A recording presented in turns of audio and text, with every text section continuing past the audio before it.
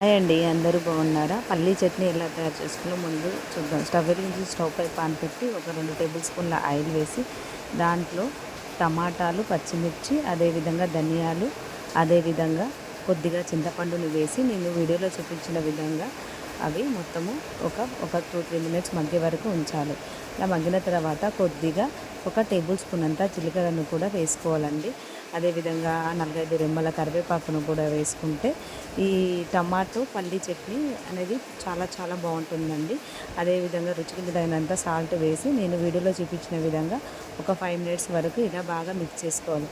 ఇలా అయిన తర్వాత మనం ముందుగా వేయించి పెట్టుకున్న పల్లీలను మిక్సింగ్ బౌల్లో తీసుకొని అదేవిధంగా మనం ముందుగా టమాటా పచ్చిమిర్చి మిశ్రమాన్ని ఈ పల్లీ దాంట్లో వేసి మిక్సీ పట్టుకోవాలి. నేను వీడియోలో చూపించిన విధంగా దాంట్లో 2 వెల్లిపాయలను కూడా వేసుకొని అదేవిధంగా కొద్దిగా టేబుల్ స్పూన్ అంత పసుపు, సాల్ట్ వేసుకొని బాగా నేను వీడియోలో చూపించిన విధంగా మిక్సీ పట్టి పక్కన పెట్టుకోవాలి.